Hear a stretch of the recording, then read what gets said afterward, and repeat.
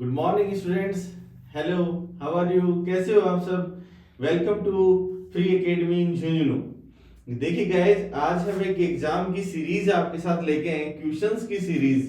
जो बच्चे बोर्ड में उनको फोबिया होता है कि कैसे क्वेश्चन आएंगे, कैसे क्वेश्चन की लैंग्वेज होगी, कैसे क्वेश्चन की फ्रेमिंग होगी, हम आपके साथ सैंपल पेपर के क्वेश्चन पेपर को भी हम डिस्कस करेंगे आपके साथ कि कौन से चैप्टर से कितना पार्ट 1 मार्क्स का, 2 मार्क्स का, 3 मार्क्स का आया है, वो हमारी नेक्स्ट क्लास में रहेगा। बट आज हम आपके साथ फिजिक्स क्लास 12 की एक क्वेश्चन की सीरीज लेके आए हैं। वो सीरीज जो होगी आपके लिए इतनी हेल्पफुल होगी कि आप उनसे अंदाजा लगा सकते हैं कि क्वेश्चन की लैंग्वेज की फ्रेमिंग कैसे की गई है। हाँ, रही बात न्यूमेरिकल की, यहाँ न्यूमेरिकल के बारे में तो बेटा कुछ कहा नहीं जा सकता कि कौन से पोर्शन से न्यूमेरिकल कहा जाएगा, लेकिन केस स्टडी तक भी हम अप्रोच करेंगे कहीं ना कहीं हम एक पहुंचने की। बट हम यहाँ से हम आपको ये जरूर बता देंगे कि 1, 2 और आपके पास 3 और जो 4 मार्क्स और 5 मार्क्स जो क्वेश्चन जो आ रहे हैं वो कुछ इन टॉपिक से रिलेटेड होंगे। 101% ये हमारी जो क्वेश्चन की सीरीज है ये 10 ईयर की क्वेश्चन पेपर से 101% मैच करती है, और हमने उन्हीं में से पिकअप किए कुछ क्वेश्चन जो आपके लिए बहुत अच्छे आने वाले हैं। देखिए, सबसे पहले जो हम चैप्टर में बात करते हैं इलेक्ट्रिक चार्ज एंड फील्ड के बारे में बात करते हैं, जो हमारा पहला चैप्टर है। वहां से कौन कौन से क्वेश्चन आने हैं, जो कौन कौन से इंपॉर्टेंट क्वेश्चन है। तो पहला क्वेश्चन है, मैं रिपीट कर रहा हूं, derive an expression for the electric field intensity at a point due to a point charge और सिस्टम ऑफ पॉइंट चार्जेस। यानी कि आपको इलेक्ट्रिक फील्ड कैलकुलेट करनी है 101%। लास्ट ईयर इसका ग्राफ पूछा था, तो इस बार हो सकता है यहां से क्या पूछ ले, इसकी एक डेरिवेशन पूछ ले, हो सकता है इसकी यूनिट डायमेंशन भी पूछ ले। आपको ध्यान रखना है, ये बात ध्यान से सुनना।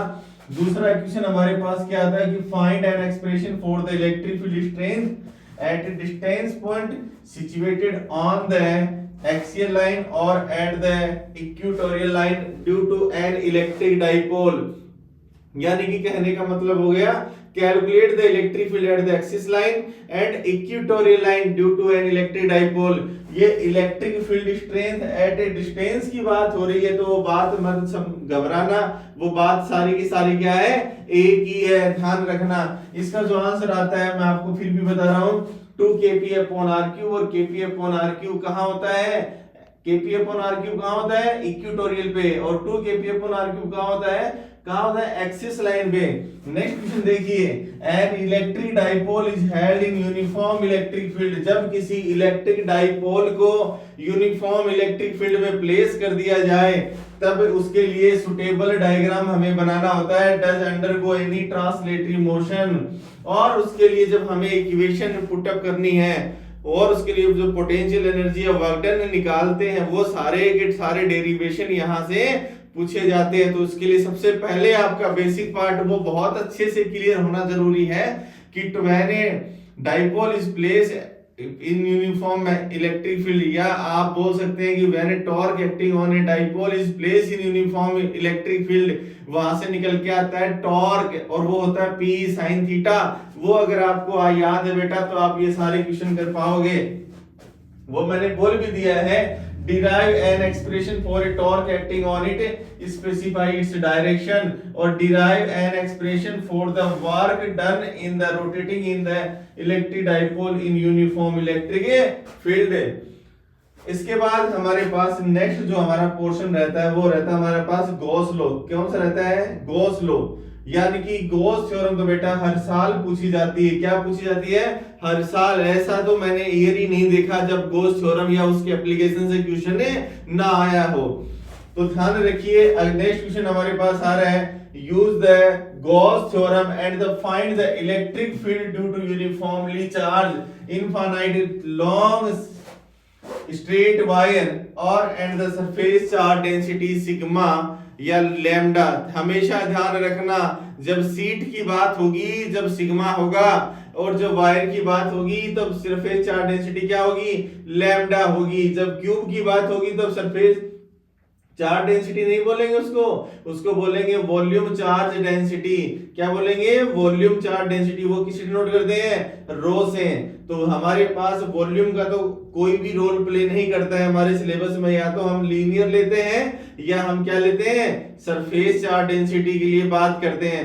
तो दोनों में से एक एप्लीकेशन 101% है, और इस बार हमारा दावा आपके साथ रहेगा कि 2 के लैम्डा अपॉन में क्या आएगा, आर वाला आएगा, यानी कि calculate the electric field intensity due to uniformly charge infinite long straight charge wire. ध्यान रखना, गोस लॉ के साथ पूछेगा तो 5 नंबर का काम यहां से लगा देना। 101% ये वाला तो आपको मैं कह रहा हूं नहीं आए तो हम बात करें, जैसे ही पेपर होगा हम आपके साथ क्वेश्चन का डिस्कशन करेंगे। जब हमारी सीरीज बोलेगी ये वाला क्वेश्चन इतने नंबर का हमारे क्वेश्चन में से आ चुका है। अगला क्वेश्चन हमारे पास नेक्स्ट आता है, नेक्स्ट इसी का ही एप्लीकेशन है। मैंने दोनों को यहां पुट अप किया है। Obtain the formula for the electric field due to a long thin wire uniform linear charge density क्या है, लैम्डा। इसके लिए भी मैंने काम किया है, और ये भी किसको बोल रहा है, यूजिंग द गॉस लॉ। तो आपको गॉस थ्योरम अगर याद है तो ये सारा काम आपका कंप्लीट है, नहीं तो आपका काम कंप्लीट नहीं है। बहुत अच्छी सीट है, आप दिल दिमाग और अपना पूरा कंसंट्रेट एक जगह करके लगाएंगे तो आपके बहुत अच्छे नंबर भी आएंगे। Using the Gauss theorem to find the electric field due to uniformly charge thin spherical shell. बेटा मैंने आपको बताया था जब पढ़ा रहा था तब भी आपको, जब थिन स्फेरिकल सेल की बात कर रहा है तब आपको ये माइंड में नहीं रखना कि कंडक्टिंग लेंगे या नॉन कंडक्टिंग लेंगे। हमेशा हम जब भी बात कर रहे हैं तो किसकी बात करेंगे, कंडक्टिंग स्फेरिकल सेल की बात करेंगे। किसकी बात करेंगे, कंडक्टिंग स्फेरिकल सेल की बात करेंगे। नॉन कंडक्टिंग की बात जब बोलेगा तभी करेंगे, इससे पहले बात नहीं करेंगे। ये देखिए चैप्टर 1 से कुछ क्वेश्चंस हैं। अब हम आते हैं बेटा चैप्टर नंबर 2 पे।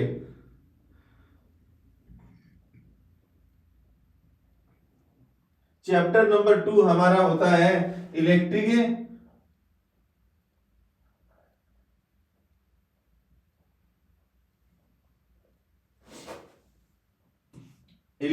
Potential and capacitance. कौन सा आता है, इलेक्ट्रिक पोटेंशियल एंड कैपेसिटेंस, जो हमारा चैप्टर नंबर कौन सा है, चैप्टर नंबर 2 है। कौन सा चैप्टर है हमारा, चैप्टर नंबर 2 है। तो ध्यान रखना इस बात को अच्छे से, आपको ये बात पूरी अच्छे से समझ में आ जानी चाहिए कि चैप्टर नंबर 2 में क्या आने वाला है क्या नहीं आने वाला है। ये आपको अब मैं बता दूंगा चैप्टर नंबर 2 में आपके सिलेबस में से क्या क्या दिया हुआ है, और कुछ जो टॉपिक रिड्यूस हुए हैं, जो बच्चे तैयारी करते हैं नीट की जेईई की, उनमें कुछ टॉपिक ऐड होते हैं और बोर्ड में कुछ टॉपिक रिड्यूस हो जाते हैं। तो इसको भी आप ध्यान में रख के चलें, ताकि आपको ये बात पता रहे कि हम यहाँ जेईई और नीट में अपीयर नहीं हो रहे, हम तो बोर्ड में अपीयर हो रहे हैं। वो हमारा एक सेकेंडरी मैटर हो जाता है, लेकिन यहाँ जो पार्ट है वो हमें अच्छे से क्लियर करके जाना है। बहुत सारे बच्चे आपको ऐसे भी मिलते हैं कि जेईई में तो बहुत अच्छी रैंक आ रही है, उनकी बहुत अच्छी रैंक आ रही है, जेईई में एडवांस में भी कहीं ना कहीं आईटीज में सिलेक्शन हो जाते हैं, लेकिन क्लास 12th में वो फिर क्या हो जाते हैं, फेल हो जाते हैं। तो इसलिए आपको बहुत अच्छे से रहना है, कंसंट्रेट करना है अपने आप के ऊपर, क्योंकि बोर्ड का जो पेपर है बड़ा ट्रिकी बेस और कैसा आता है, मॉडरेट पेपर आता है। तो इसलिए आपको ध्यान में रखना है अपने आप को भी कि हम तैयारी कैसी कर रहे हैं, वो जरूर थोड़ा ध्यान में रखें। चैप्टर नंबर 2 में देखिए जब हम चलते हैं इलेक्ट्रिक पोटेंशियल एंड कैपेसिटेंस से रिलेटेड बात करते हैं, उसमें सबसे पहला जो क्वेश्चन होगा वो हमारा होगा derive an expression for the electric potential at a point due to an electric dipole.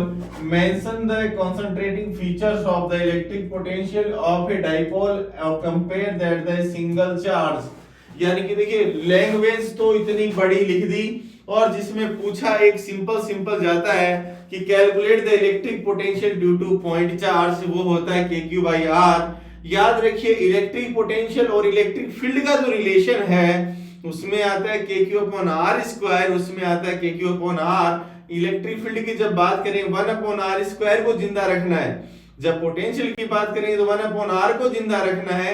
ये बात आप अच्छे तरह से समझ लें। नेक्स्ट क्वेश्चन आता है हमारे पास derive an expression for the electric potential at a point due to a point charge और system of a point charges. इसके लिए भी आपको रेडी रहना है। सिस्टम यानी कि मल्टीपल ऑफ चार्जेस की बात हो रही है। Electric potential at a point due to a uniformly charge thin spherical shell. आपको थिन स्फेरिकल सेल जब भी आप बात करते हैं V = E डॉट dr होता है, इसके लिए आपको इलेक्ट्रिक फील्ड पता होनी चाहिए पहले, तभी आप पोटेंशियल जनरेट कर पाएंगे। क्योंकि इलेक्ट्रिक फील्ड क्या होती है, when point is located outside the sphere यानी कि small r is greater than capital R होती है। क्या होती है, small r is greater than capital R। जब सरफेस की बात करते हैं क्या होता है, small r equal capital R, और जब अंदर हो तो स्मॉल r क्या हो जाता है, लेस हो जाता है, यानी कि उसकी रेडियस ही उससे ज्यादा हो जाती है। तो मैंने आपको बताया kq/r², kq/R², E inside is always 0 because amount of charge is present always at the surface of a conductor. Inside the charge कितना होता है, 0। अगर चार्ज ही नहीं तो इलेक्ट्रिक फील्ड भी क्या हो जाएगा, 0। तो ध्यान रखिए, ये सारी छोटी छोटी बातें हैं, ये जरूर लेकिन आपको क्या करके देके जाएंगी, अपना अच्छा रिजल्ट देके जाएंगी अगर आप इनसे कंसंट्रेट होके काम करते हैं तो। नेक्स्ट क्वेश्चन आता है हमारे पास, establish the relation between the electric field and the potential gradient.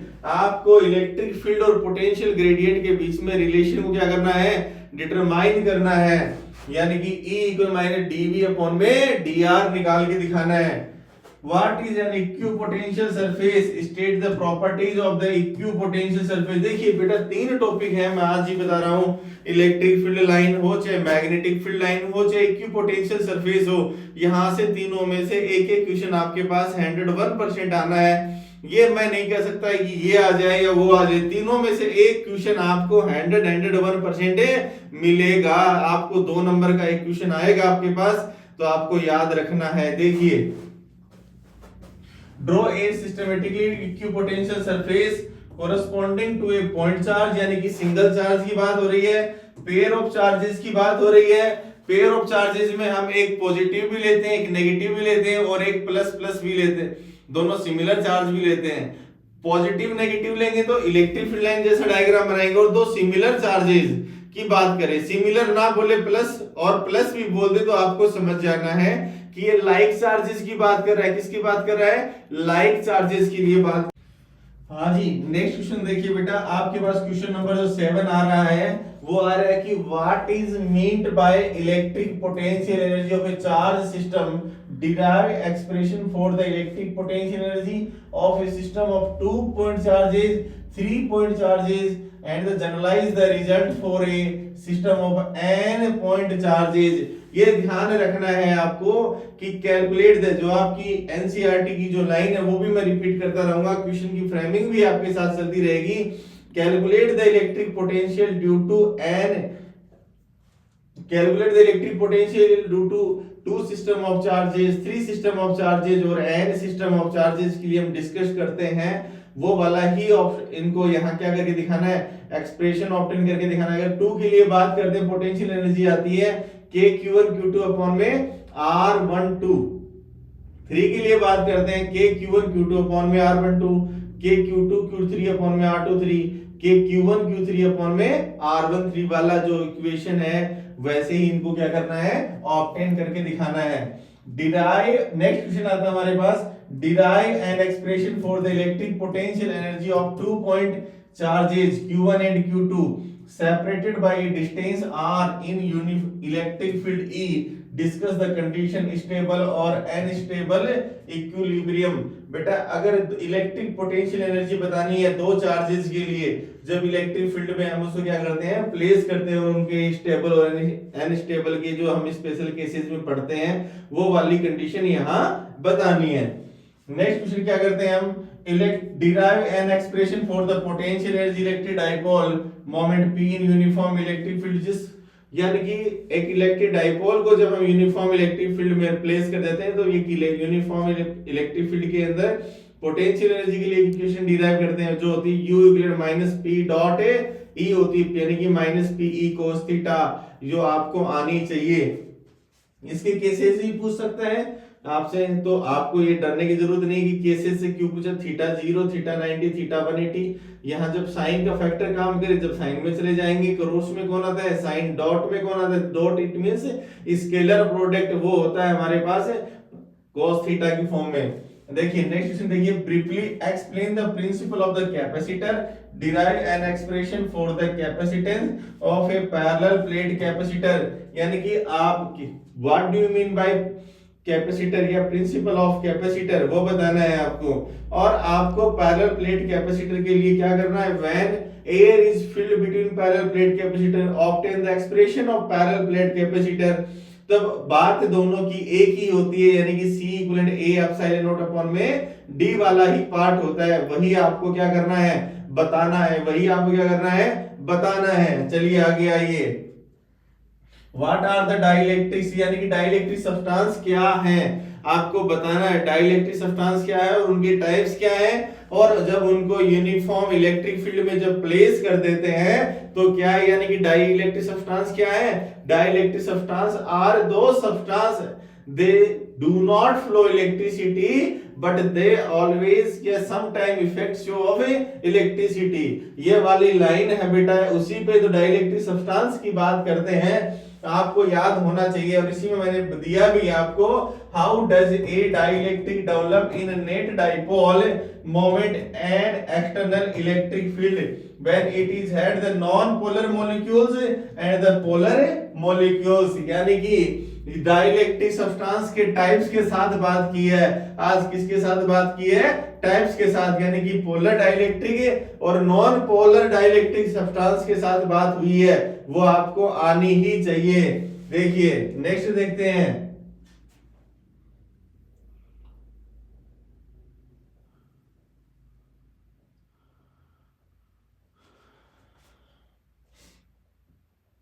Next हमारे पास आता है, वो हमारे को क्या करना है, डिराइव एन एक्सप्रेशन, क्या करना है, derive an expression for the capacitance in the parallel plate capacitor के कांस्टेंट थिकनेस क्या है हमारे पास, T है, और between the parallel plate capacitor insert between the parallel plate capacitor, ये ध्यान रखिए। यानी कि ये क्या पूछ रहा है, when dielectric substance of T thickness, यानी dielectric substance partially field between parallel plate capacitor, जिसका आंसर होता है C equivalent A epsilon not upon D minus T plus T upon में क्या होता है, एप्सिलॉन R। ये आपको आना चाहिए, ये आपको क्या होना चाहिए, आना चाहिए। अब क्वेश्चन की फ्रेमिंग देखा जाए तो 4-5 लाइनों में है, लेकिन आंसर एक छोटी सी बात से कैलकुलेट होके आ रहा है। यानी कि इसका मतलब आपका प्रेजेंस ऑफ माइंड कहाँ कितना काम कर रहा है, कितना आपने पढ़ा है, कितना आपने याद किया, वो अब आपका यहाँ शो करेगा। क्वेश्चन नंबर 13 के लिए बात करते हैं, a parallel plate capacity charge by a battery which is there disconnected dielectric slab insert between the space between the parallel plate capacitor, what will be change occur the values।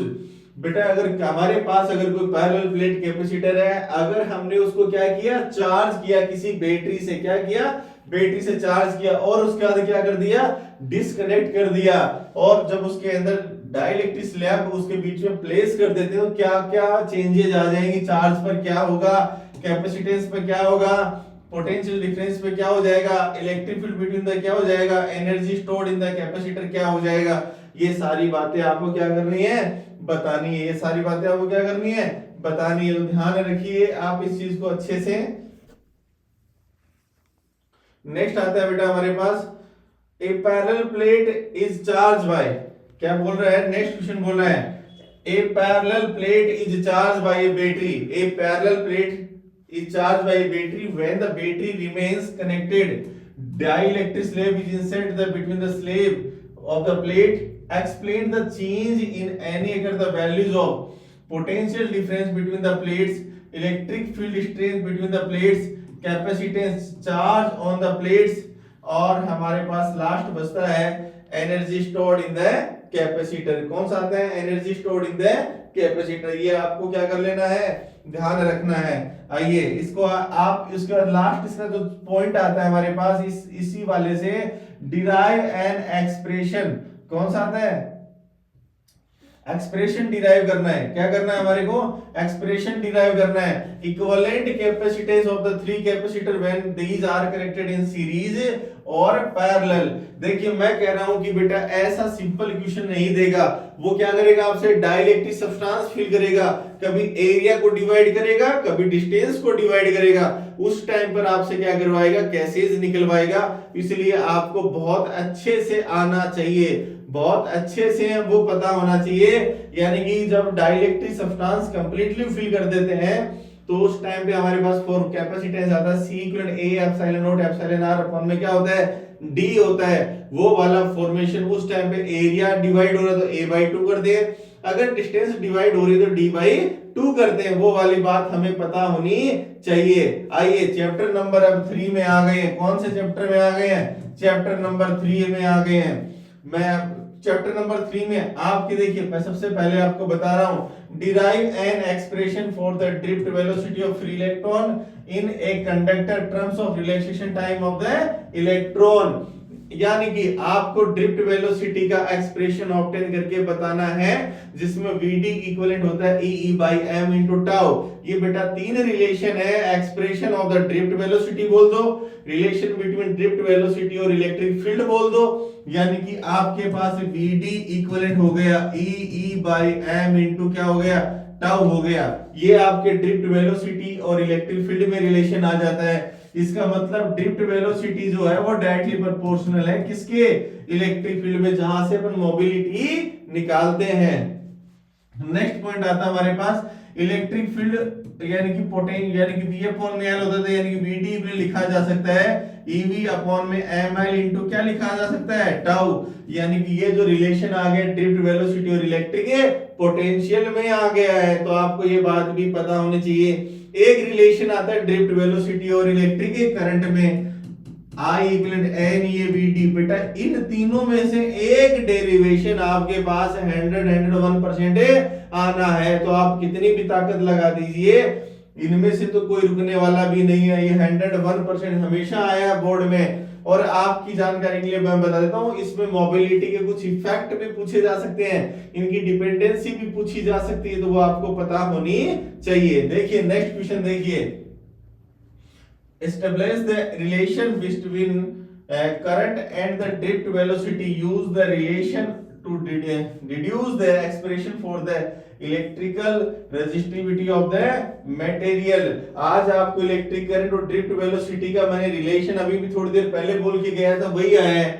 और use the relation, आप जब इसको obtain करते हैं तो आपको resistivity of the material भी बताना है, कोई इश्यू नहीं है, वो इसी के साथ ही ऐड है। नेक्स्ट क्वेश्चन देखिए बेटा, आपको बताना है कि two cell of EMF E1 and E2, दो सेल है हमारे पास, उनके ईएमएफ क्या है? E1 और E2 है, और सेल का जो इंटरनल रेजिस्टेंस जो होता है वो R1 और R2 होता है। टर्मिनल वोल्टेज क्या होती है? V होती है। आपकी जानकारी के लिए मैं बताता रहता हूं, are connected in the parallel. आपको क्या ऑब्टेन करना है? इनके लिए आपको ऑब्टेन करना है इक्विवेलेंट ईएमएफ। क्या ऑब्टेन करके लाना है? इक्विवेलेंट ईएमएफ ऑब्टेन करना है। और उसके बाद आपको क्या ऑब्टेन करना है? इक्विवेलेंट ईएमएफ हो गया, उसके बाद आपके equivalent internal resistance and the potential difference between point A और बी के बीच में आपको इक्वेशन क्या करनी है? डिटरमाइन करनी है। ये वाला पॉइंट आप बहुत अच्छे से वेरी वेरी इंपॉर्टेंट करके आप लगा सकते हो, क्योंकि एग्जाम पॉइंट ऑफ व्यू से very very important. Next question देखते हैं बेटा, अगर question number 4, two cell of EMF क्या है? E1 और E2 है, इंटरनल रेजिस्टेंस क्या है? R1 एंड R2 है, respectively are connected in series. तो अब आपको क्या बोलना है? Equivalent EMF of the combination, आपको इक्विवेलेंट ईएमएफ बताना है।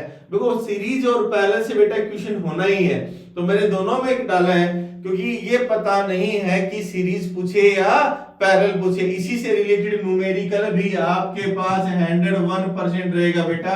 आप लगा लेना इस बात को अच्छे से कि यहां से मुझे न्यूमेरिकल भी मिलने वाला है। आप क्या फिर उसके बाद आता हमारे पास equivalent resistance in the combination पूछा है।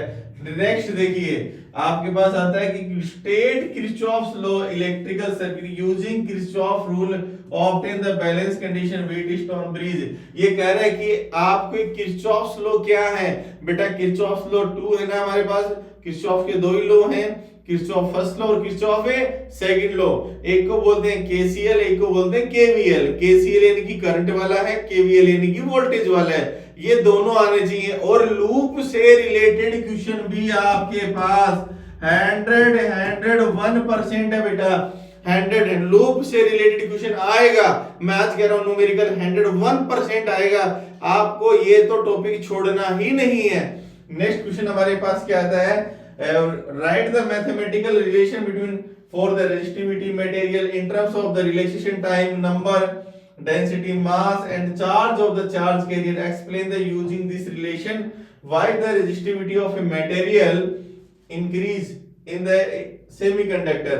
ये आपको आनी चाहिए, अच्छे से पता होना चाहिए कैसे इसका टेम्परेचर, यानी कि इफेक्ट ऑफ टेम्परेचर आपने पढ़ा होगा बेटा। ये सारी लैंग्वेज है, लेकिन इसका जो आंसर है मैं थोड़ा हिंट देके भी चल रहा हूं आपको। एक एक क्वेश्चन को यहाँ सोल्व करवाना थोड़ा डिफिकल्ट टास्क होता है हमारे लिए। हमें क्वेश्चन की सीरीज देते हैं और उसमें हिंट देते हैं। इफेक्ट ऑफ टेम्परेचर, उसमें हम पहले पढ़ते हैं on conductor, on insulator, on semiconductor. जब हम टेम्परेचर इंक्रीज कर रहे हैं, किसमें रेजिस्टेंस रेजिस्टिविटी इंक्रीज हो जाती है, कहाँ डिक्रीज हो जाती है, वो वाला टॉपिक है। यहाँ से आपको करके जाना है। चलिए नेक्स्ट देखते हैं।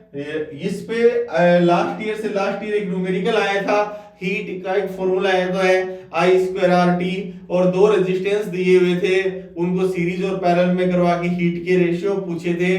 आपको आना चाहिए, ये वो वाला पैटर्न आपको पता होना चाहिए। देखिए आइए नेक्स्ट देखिए, two heating element of the resistivity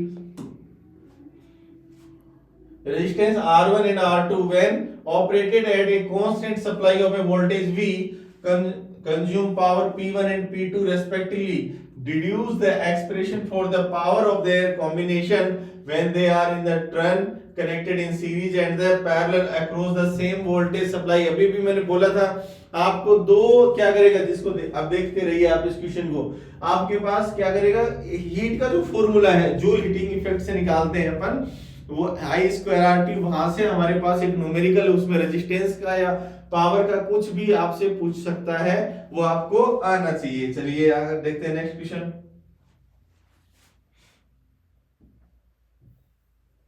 अब आती बेटा, ये था इससे पहले पहले तक हमारा इलेक्ट्रोस्टैटिक्स। क्या था, इलेक्ट्रोस्टैटिक्स।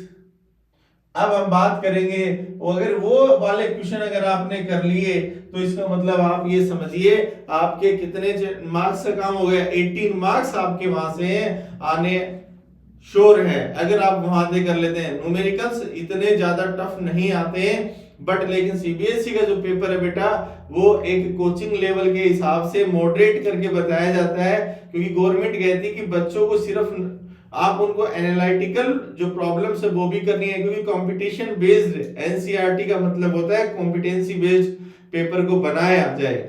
चलिए आप देखिए चैप्टर नंबर 4 में आते हैं, magnetic effect of current and the magnetism.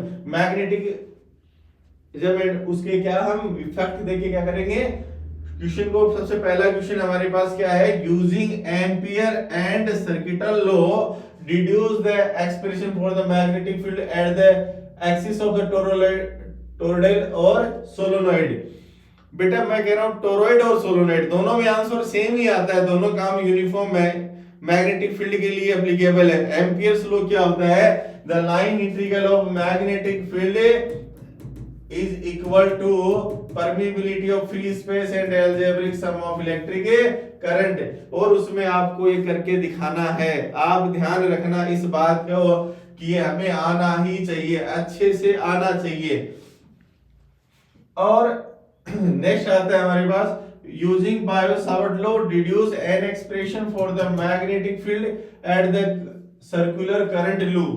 आपको यानी कि एक्सिस ऑफ, यहां देखिए क्या बोला है, axis of circular current loop, यानी कि एक्सिस पे calculate the magnetic field at the axis of current carrying circular coil. बेटा उसमें बायो-सावर्ट लॉ का ही तो एप्लीकेशन यूज होता है। वो होता है बी इक्विवेलेंट क्या होता है mu naught N I R square upon में 2 R square plus X square 3/2 वाला आपको आना ही चाहिए। नेक्स्ट देखिए, draw the magnetic field line due to a current carrying loop. Easy है, ये मैंने एक न्यूमेरिकल दिया है जो आपको यहाँ आपको सेमी सर्कुलर फॉर्म में दिख रहा है, नो इश्यू। यहाँ हो सकता है सर्कुलर फॉर्म में भी हो सकता है इसका 1/4 कॉइल के रूप में भी हो सकता है कि स्मॉल आर की फॉर्म में भी हो। ये आपको ऐसा न्यूमेरिकल करना आना चाहिए। ये आपको 2 नंबर में बेटा सेक्शन बी से पूछ सकता है, ये आपको पता होना चाहिए। ये जस्ट मैंने क्या किया है, एक एग्जांपल आपके साथ शेयर किया है। देखिए नेक्स्ट क्वेश्चन देखते हैं। आगे आपके पास आता है using Ampere's circuital law.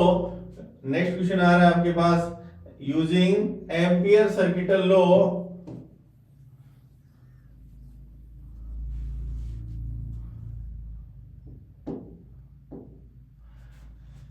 obtain expression for the magnetic field due to long solenoid at a point inside solenoid of the axis। यानी कि एम्पियर्स लॉ को ही आपको क्या करना है, यूज करना है। क्या करना है, यूज करना है। लेकिन आपको कहां मैग्नेटिक फील्ड निकालना है, इनसाइड द सोलेनोइड। कितना होता है, बी म्यू नॉट एन आई, वो वाला एक्सप्रेशन आपको ऑब्टेन करके लाना है। नेक्स्ट देखिए, in what respect is the toroid different from A solenoid. बेटा ये टोरॉइड वाली जो बात है ये थोड़ा सा हट गई है, लेकिन मैं बताता हूं आपके सीबीएसई में तो हट गई है, लेकिन सीबीएसई एक बात ये भी बोलती है अगर टॉपिक रिलेट है तो उससे रिलेटेड क्वेश्चन पूछा जा सकता है। इसलिए आप उसको थोड़ा ध्यान में रखें कि सोलेनोइड अगर पूछ रहा है तो टोरॉइड भी पूछ सकता है, इसलिए उसके साथ कोई भी कंप्रोमाइज नहीं करेंगे। चलिए, draw the compare the pattern of the magnetic field line due to the 2 cases. कितने केसेस में बतानी है, 2 केसेस में। Magnetic field inside a given solid made strong. बिल्कुल आपके पास ये बात तो हमने जब पढ़ते हैं करते ही हैं कि इनसाइड द मैग्नेटिक फील्ड कैसा होता है सोलेनोइड के, compare the outside. Outside 0, inside क्या होता है, प्रेजेंट होता है। वो क्या है, मैक्सिमम होता है। क्या होता है, मैक्सिमम। और मैक्सिमम होता है कि उसकी पावर ऑफ स्ट्रेंथ भी क्या होगी, अच्छी होगी। चलिए देखिए नेक्स्ट है, sketch the magnetic field line for a finite solenoid. How are these the field line different from an electric field line from an electric dipole? उसके लिए भी हमने ऑप्शंस रेडी करते हैं स्पेशल केसेस में। नेक्स्ट क्वेश्चन क्या है हमारे पास, derive an expression for the force experienced by the current carrying straight conductor placed in magnetic field. Under what condition is the force is a maximum? यानी कि आपको current carrying straight conductor को अगर place कर दिया जाए uniform magnetic field में, उसके लिए क्या क्या कंडीशन होल्ड होती है वो आपको बतानी है। चलिए, ये बेटा आपके पास ये वाला जो क्वेश्चन है very very very very important, जहां से इंटरनेशनल डेफिनेशन ऑफ 1 एम्पियर भी पूछी जाती है। और ये वाला, derive the expression for the force per unit length between the 2 long straight parallel current carrying conductors, hence the defined 1 ampere. यानी कि मैंने बोलने से पहले आपको बता दिया था F12 अपॉन में L1, F21 अपॉन में L2, mu naught I1 I2 upon में 2 पाई d वाला यहां से क्या आएगा, आंसर आएगा। तो आपको पता होना चाहिए। नेक्स्ट देखिए, derive an expression for the torque acting on A rectangular current carrying loop is kept in uniform magnetic field. Indicate the direction of a torque acting on the loop. If the loop is free is rotate, what about to be the orientation in the stable equilibrium? ये आपको पता होना चाहिए।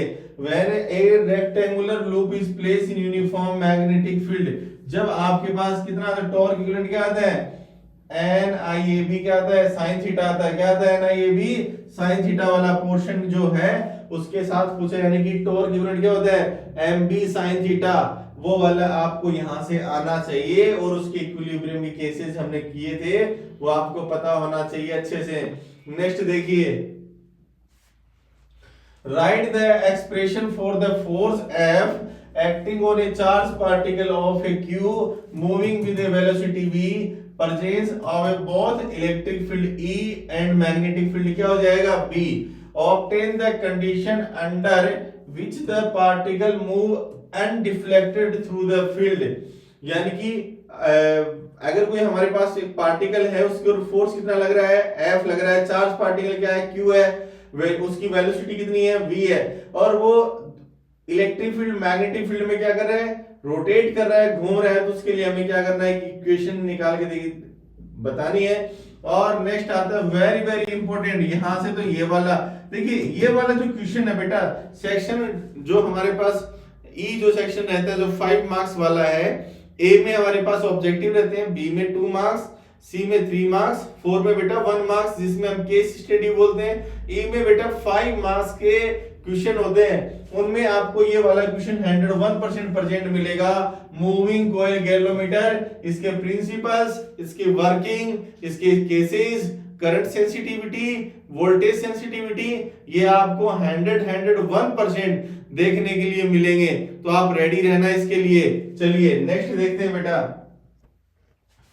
Next आपके पास हमारे पास question आ जाता है, इसकी नेसेसरी डायग्राम्स भी हो गए थे, और convert into volt meter into galvanometer, ये भी आपको पता होना चाहिए। नेक्स्ट आता है मैग्नेटिक डाइपोल मोमेंट। क्या आता है, मैग्नेटिक डाइपोल मोमेंट जो पोर्शन है वो आपके पास चैप्टर नंबर 4 में भी है और 5th में भी है, दोनों में सेम टॉपिक है, तो इसमें कोई डरने की जरूरत नहीं है, आप आराम से कर सकते हैं। चलिए नेक्स्ट देखते हैं इसी के साथ चैप्टर नंबर हमारे पास, हाँ आप ये एक थोड़ा सा आप ये जरूर थोड़ा ध्यान रखें, आपको क्यूरी लो और क्यूरी वाइस लो और explanation of dia para ferro magnetic material की प्रॉपर्टी भी आपसे क्या करेगा, पूछ सकता है। किसके लिए मैग्नेटिक ससेप्टिबिलिटी पॉजिटिव होती है, नेगेटिव होती है, या चेंजमेंट किसमें आते हैं, डोमेन रोटेशन के लिए बात कर सकता है, ये वाला पॉइंट जरूर आप याद रखें। उसके बाद ये चैप्टर 4 और 5 को मैंने कंबाइंड कर दिया था, और अब मैं आता हूं चैप्टर नंबर 6 में। किस में आता हूं, चैप्टर नंबर 6 में, जो इलेक्ट्रोमैग्नेटिक इंडक्शन बोलता है, जो क्या बोलता है, इलेक्ट्रोमैग्नेटिक इंडक्शन और अल्टरनेटिंग करंट, ये दोनों टॉपिक आपको एक साथ दिख रहे होंगे चैप्टर्स, इसमें कोई दिक्कत नहीं है। इलेक्ट्रोमैग्नेटिक इंडक्शन तो हो जाता है हमारा चैप्टर नंबर 6, और अल्टरनेटिंग करंट हो जाता है हमारे पास चैप्टर नंबर 7, तो आपको याद रखना है। देखिए इससे जो चैप्टर्स मैग्नेटिक इंडक्शन से जो फैराडे लॉ हो गए, लेंज लॉ हो गए, इसी पर बेस्ड है, तो आप पहले इसका बेस तैयार करिए ना, फैराडे लॉ और लेंज लॉ को बहुत अच्छे से समझिए इस चीज को। चलिए आइए, a metallic rod of L length is rotated when angular frequency of omega with one and hang in the center and the other end is the circumference of a circular metallic ring of radius L about an axis passing through the center and perpendicular to the plane of a ring. Constant uniform magnetic field B parallel to the axis is present everywhere. Deduce the expression or for the EMF between the center of the and the metallic ring. उसके लिए आपको क्या करना है, यानी कि अगर L length की मेटेलिक रोड है, उसको यूनिफॉर्म मैग्नेटिक फील्ड में अगर प्लेस कर दिया जाए, तो देखिए हम उसके लिए निकालते हैं एक v वेलोसिटी, जब रोटेट करते हैं तो e इक्वल क्या होता है, vbl होता है, और जब उसको रोटेट करते हैं एंगुलर वेलोसिटी कितनी आती है, 1/2 b ओमेगा l स्क्वायर आती है, वो वाली आपको क्या करना है, बात बतानी है यहां से। नेक्स्ट देखिए म्यूचुअल इंडक्टेंस, क्या बोले, derive the expression for the mutual inductance of the two long coaxial solenoid, यानी कि म्यूचुअल इंडक्टेंस यानी कि calculate the mutual inductance between two coaxial solenoid, उसके लिए आपको क्या रहना है, तैयार रहना है, वो भी बतानी है। उनकी रेडियस क्या है, r1 r2 है। Show the mutual inductance of a solenoid 1 due to solenoid 2 m12 and the 2 is कितना हो जाएगा, m21। ये एक क्वेश्चन की लैंग्वेज है, और आपको 2 को एक्सियल के लिए क्या करनी है, सोलेनॉइड से क्या करना है, म्यूचुअल इंडक्टेंस आपको कैलकुलेट करना है, ये आपको 100% आना चाहिए। देखिए आइए नेक्स्ट क्वेश्चन पे देखते हैं। मैंने अभी इसमें लिया है आपके पास सेल्फ इंडक्टेंस, क्या है, सेल्फ इंडक्टेंस, वही बात थोड़ी देर पहले मैं बोल रहा था, वही आ गया है अभी दोबारा से।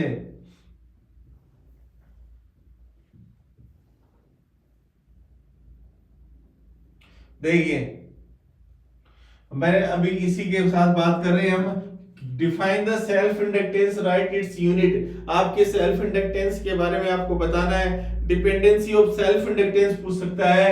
अगर सेल्फ इंडक्शन की बात की जाए तो कैलकुलेट करवा सकता है आपसे सेल्फ इंडक्टेंस। क्यों? किसके लिए? करंट कैरिंग कॉइल के लिए, सोलोनॉइड के लिए आपको पता होना चाहिए। अगर सेल्फ इंडक्शन पूछ रहा है तो उससे रिलेटेड टॉपिक पूछ सकता है।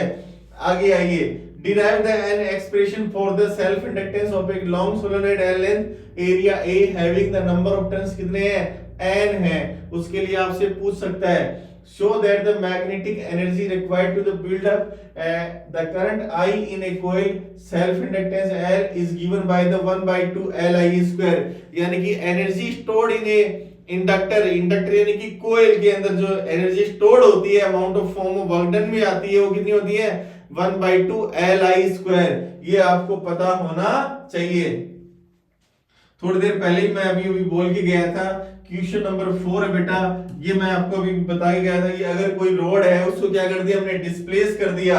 उस वाली कंडीशन को ये पूछ सकता है और वही बात अब यहाँ भी आ गई है, तो आपको कोई डरने की जरूरत नहीं है। ये वाला क्वेश्चन आप खुद से ही देखेंगे और जो एग्जाम्पल भी है हमारी बुक के अंदर ऐसा, तो अब आपको ये आना चाहिए।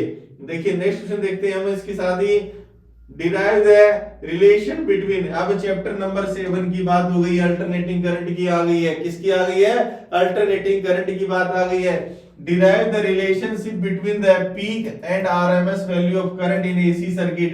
Derive the relationship between the peak and the average value of the alternating circuit. यानी कि पीक वैल्यू और रूट मीन स्क्वायर वैल्यू की बात हो रही है। यानी कि पीक वैल्यू क्या होती है? अल्टरनेटिंग वोल्टेज के लिए V नॉट होती है और करंट के लिए कितनी होती है? I नॉट होती है। तो कितनी आती है? V नॉट डिवाइडेड बाय √2 आती है। कितनी आती है? V equal V not divided by √2, I equal I not divided by √2। ये वाली बात आपको अच्छे से आनी चाहिए। आपको पीक, इसका रिलेशन भी आप डिराइव कर सकते हैं दोनों में से, पीक और एवरेज के लिए। नेक्स्ट क्वेश्चन आता है show that N alternating circuit containing pure inductor voltage ahead by the voltage in the pi/2 phase। याद रखिए जब भी बात करें रजिस्टर की बात कर रहा है, मान लीजिए जब भी बात कर रहा है वो किसकी? इंडक्टर की। जब भी बात कर रहा है वो किसकी? कैपेसिटर की। तब आपको एक बात याद रखनी है, ये किसका है? L, और ये कौन है? कैपेसिटर। इंडक्टर के अंदर करंट क्या करता है? मान लीजिए लैग कर रहा है तो वोल्टेज क्या करेगी? लीड करेगी। अगर वोल्टेज क्या कर रही है? यहाँ कैपेसिटर क्या करता है? करंट को क्या करवाता है? स्टोर करवाता है। तो यानी कि प्लस में आ रही तो वोल्टेज किस में आ जाएगी?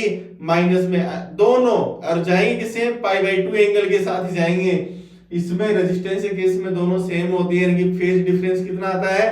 0 आता है। कितना आता है? 0 आता है। आइए नेक्स्ट देखते हैं। A horizontal straight wire L length extending from a east to west, ये डायरेक्शन के साथ बात कर रहा है। अर्थ के मैग्नेटिक फील्ड वाली बात आ गई यहाँ। Right the expression of the instantaneous value of EMF induce by the direction बतानी है और हायर पोटेंशियल बताना है उस वायर का। हायर पोटेंशियल जहां से कनेक्टेड होके जाता है, यानी कि पॉजिटिव पॉइंट होता है वो हायर को, और नेगेटिव पॉइंट जहां होता है वो किसको बोलता है? लोअर टर्मिनल को बोलता है। तो आप देखिए यहाँ नेक्स्ट आता है derive the expression for the impedance of the LCR series circuit to the AC supply the variable frequency impedance। यानी कि अगर आप रेजिस्टेंस की बात करेंगे तो उसमें तो फेज डिफरेंस ही 0 हो गया, लेकिन आप इंडक्टर की बात करेंगे तो उसमें होता है इंडक्टिव रिएक्टेंस, और जब आप बात करते हैं कैपेसिटर की तो उसमें होता है कैपेसिटर रिएक्टेंस। ठीक है, कैपेसिटिव रिएक्टेंस बोल देते हैं। जब आप बात करते हैं आरएल की तो उसमें भी इंपीडेंस, यानी कि दो आ जाएंगे जब इंपीडेंस बन जाएगी, और सिंगल के केस में है अपनी अपनी क्या करते हैं वो रिएक्टेंस को रखते हैं। जब 3 होंगे तब भी इंपीडेंस, यानी कि मोर, जब 2 अदरवाइज मोर देन 2 हो तब उसमें एक वर्ड आता है इंपीडेंस। क्या आता है? इंपीडेंस। चलिए नेक्स्ट देखते हैं।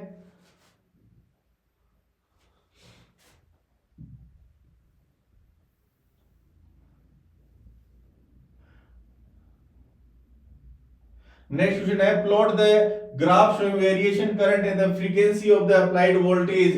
आपको उसके लिए क्या करना है। और जो रेजोनेंट जो सर्किट है, जैसे टीवी सेट के बारे में इसमें बताया है कि उसको आप रेजोनेंस को एक्सप्लेन करना है। नेचुरल फ्रीक्वेंसी और एक्सटर्नल फ्रीक्वेंसी जब इक्वल हो जाती है, उसमें क्या होता है, रेजोनेंस होता है। जिन सर्किट में यूज होती है उनके लिए हम रेजोनेंस सर्किट बोलते हैं। नेक्स्ट देखिए, अगर हमारे पास एक अल्टरनेटिंग वोल्टेज है V equal V not sine omega T, यहाँ Vm लिखा है यानी कि मैंने पीक वैल्यू के साथ लिया है, तो applied on the LCR series circuit derived current is I naught sin omega t plus theta या phi, deduce an expression for the average power dissipated over a cycle। एक कंप्लीट साइकिल के लिए आपको क्या करना है, ये बताना है LCR सीरीज सर्किट के अंदर जिसमें तीनों है, आपको कैलकुलेट करना है। और आपको क्या बताना है, क्वालिटी फैक्टर क्या बताना है, क्वालिटी फैक्टर से क्वेश्चन कैसे आएगा, define the quality factor in AC circuit, why should the quality factor have the highest value receiving circuit, name the factor on which depend, कौन कौन से ऐसे फैक्टर है जिन पर ये क्या करता है, डिपेंड करता है। Determine the current quality factor at a resonance for a series LCR circuit with L equal 1 milli henry 1 nano farad और 100 watt connected to a AC circuit having the peak voltage 100 volt. तब आपको इसके लिए क्या करना है, एक numerical है हमारे पास जिसमें सोल्व करके दिखाना है हमें। और ये लास्ट क्वेश्चन आता है हमारे पास ट्रांसफॉर्मर, क्या आता है, ट्रांसफॉर्मर। इस चैप्टर से ये हमारे पास ट्रांसफॉर्मर वेरी वेरी इंपॉर्टेंट बेटा। आपको देखिए ट्रांसफॉर्मर से रिलेटेड अब बहुत सारे क्वेश्चन यहाँ देखने के लिए मिलेंगे जो हमने यहाँ भी कर आपको ऑप्शंस में दिए हैं। देखिए क्या बोला है, आप a label diagram of step up transformer, explain briefly its working, deduce the expression for the secondary voltage, secondary current, terms of the number of turns, the primary and the secondary winding, power transmission distribution। आपकी जानकारी के लिए simple सी एक language बता देता हूं, फिर ये क्वेश्चन है आपके पास लिखा हुआ रहेगा, आप देखते रहना आराम से।